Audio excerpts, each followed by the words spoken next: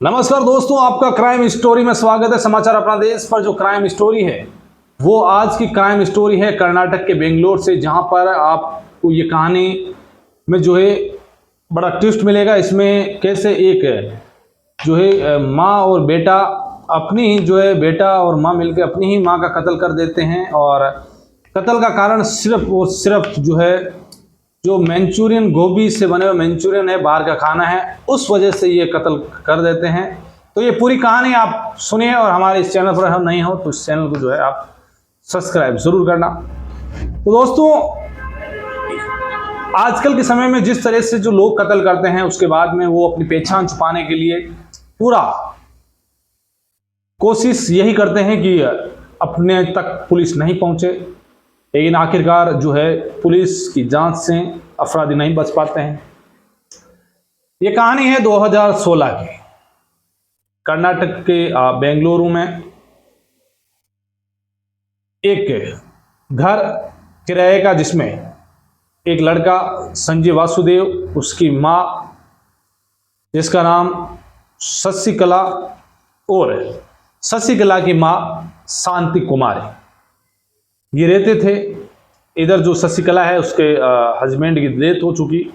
अब बेटा संजय वासुदेव पढ़ाई में इंटेलिजेंट, तो उसने सोचा कि अपने बच्चे को जो अच्छी पढ़ाई लिखाई करा के कुछ अच्छा इंसान बनाना है। इधर संजय वासुदेव भी जो है पढ़ाई में होनहार। संजय वासुदेव ने जो है 10वीं और 12वीं में 90% यानी 90% से ज़्यादा अंक हासिल किए, और उसे जो है एस्ट्रोनॉट इंजीनियरिंग करनी थी। अब वो 12वीं के बाद उसने एस्ट्रोनॉट इंजीनियरिंग में दाखिला लिया बेंगलुरु के अंदर। अब आराम से पढ़ाई कर रहा है। धीरे धीरे वक्त बीतता गया, और बात है अगस्त 2016 की। अगस्त 2016 के अंदर एक दिन जो संजय वासुदेव है वो जब अपनी कोचिंग से वापस आ रहा था अपने स्टूडेंट्स से आते वक्त उसने जो है गोभी के मंचूरियन जो बने होते हैं वो लेकर आया घर पे, और ये देखकर जो है उसकी नानी शांति कुमारी वो भड़क गई। वो पहले भी उसने 2-4 बार मना कर दिया कि बाहर से खाना मत लाओ, घर का ही खाना खाओ, घर पे ही खाना बनाओ, क्योंकि उसकी उम्र करीब 70 साल और बाहर का खाना उन्हें पसंद नहीं। इसलिए शांति कुमारी ने अपने दोते को कहा कि तुम बाहर से खाना मत लाओ। ऐसी को लेकर जो है शांति कुमारी और शशिकला माँ बेटियों के बीच झगड़ा हो जाता है। इधर जो है शशिकला और उसका बेटा जो संजय वासुदेव है वो अपनी जो नानी है उसका गला दबा देते हैं लड़ाई में, और गला इतना दबा देते हैं कि फिर जब वापस छोड़ते हैं तो तब तक शांति कुमारी की मौत हो चुकी है। अब शांति कुमारी की मौत के बाद अब माँ बेटे दोनों डर गए कि क्या करें।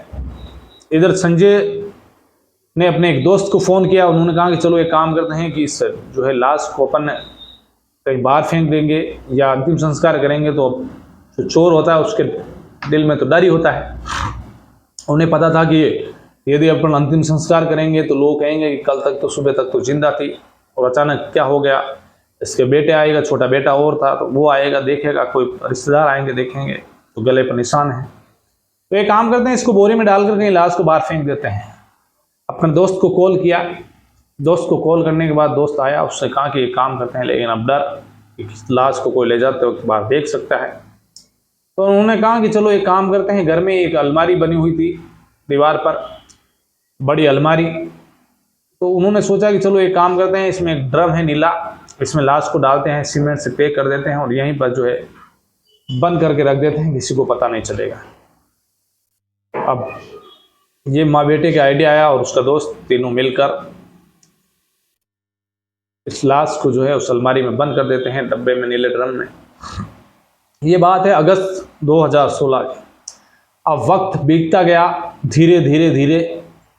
अब क्योंकि घर में लाश तो धीरे धीरे बदबू दे रही है, लेकिन कभी कभी माँ बेटे दोनों स्प्रे जो है छिड़क देते हैं जिससे कि बदबू कम हो जाती है। लेकिन अब धीरे धीरे, क्योंकि मई का महीना आ गया, फरवरी 2017 का महीना आ गया, 6 महीने हो गया, बदबू ज़्यादा से ज़्यादा बढ़ रही थी घर में।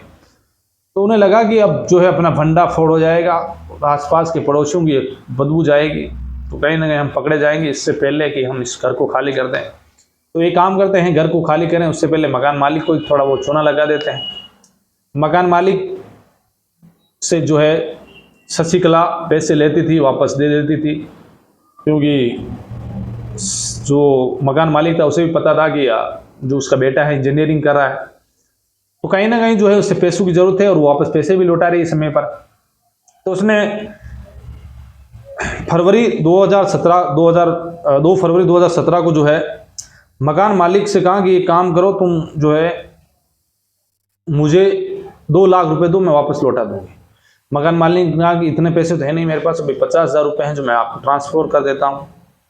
अब 50,000 रुपये ट्रांसफर करने के बाद दूसरे दिन ही जो है फरवरी के महीने में दोनों माँ बेटा ताला लगा कर निकल जाते हैं बिना मकान मालिक को बताए। मकान मालिक ने सोचा कि चलो एक काम करते हैं कि लगातार जो है उसकी जो नानी है वो भी घर से गायब है, वो भी अपने छोटे बेटे को जब इन्होंने जब पूछा कि डोकरी कहाँ है, वो जो आपकी माँ कहाँ है, वर्दा कहाँ है, तो उन्होंने बताया कि शशिकला ने कि मेरी माँ जो है अपने छोटे बेटे के पास गई हुई है और वो वहीं है, हमारे रिश्तेदार है कर्नाटक में, वहाँ पर गई हुई है और इसलिए लोगों को शक भी नहीं हुआ। इधर मकान मालिक जो है सोचा कि अपनी माँ भी गई हुई है तो अब दोनों माँ बेटे गए होंगे। धीरे धीरे वक्त बीतता रहा।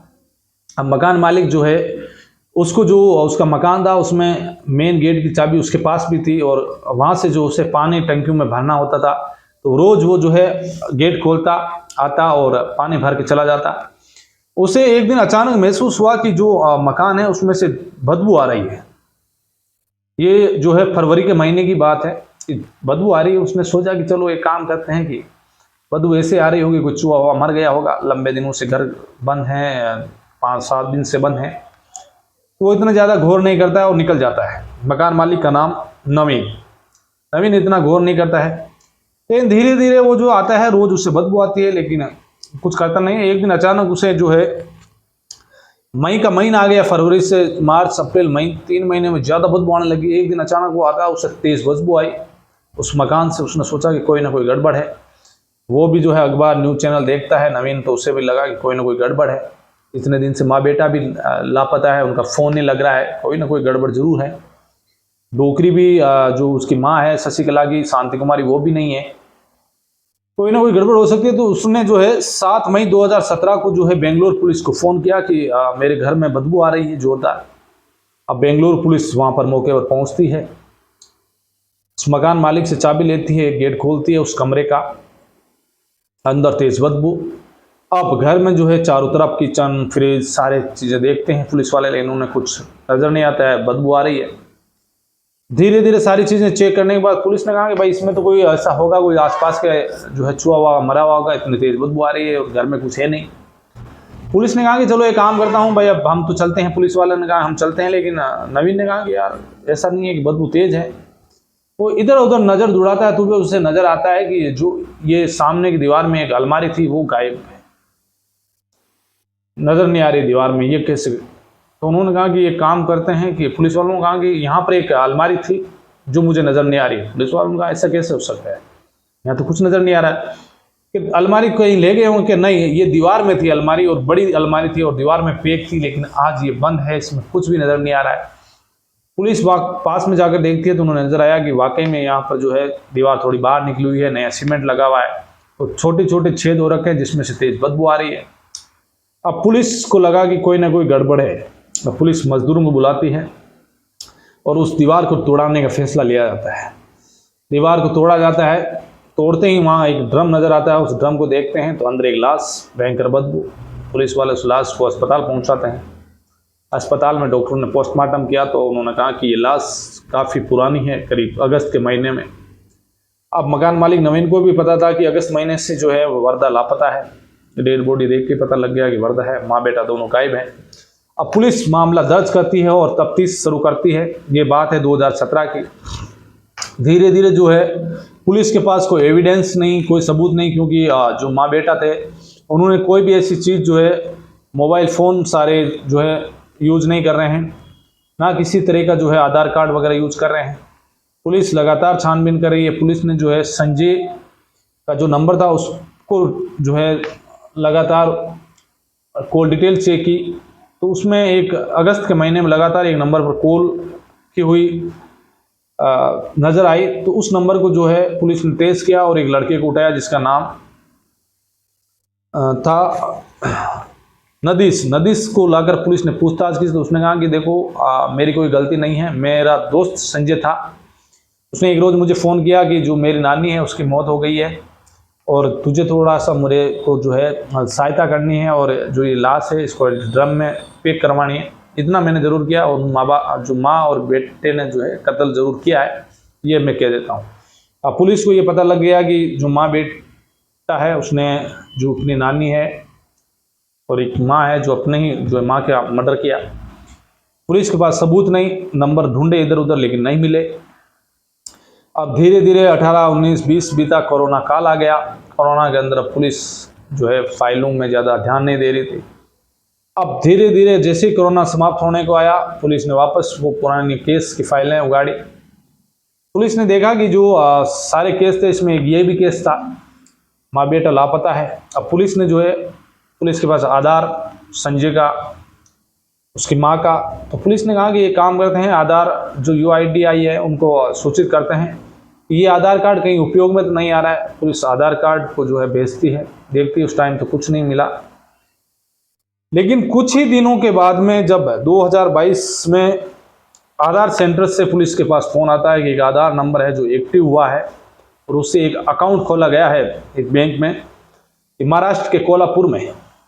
अब जैसे पुलिस को पता मिलता है उस बैंक में जाते हैं और पता करते हैं, वहाँ पर जो ये संजय का जो आधार कार्ड नंबर वगैरह सब मिल गए।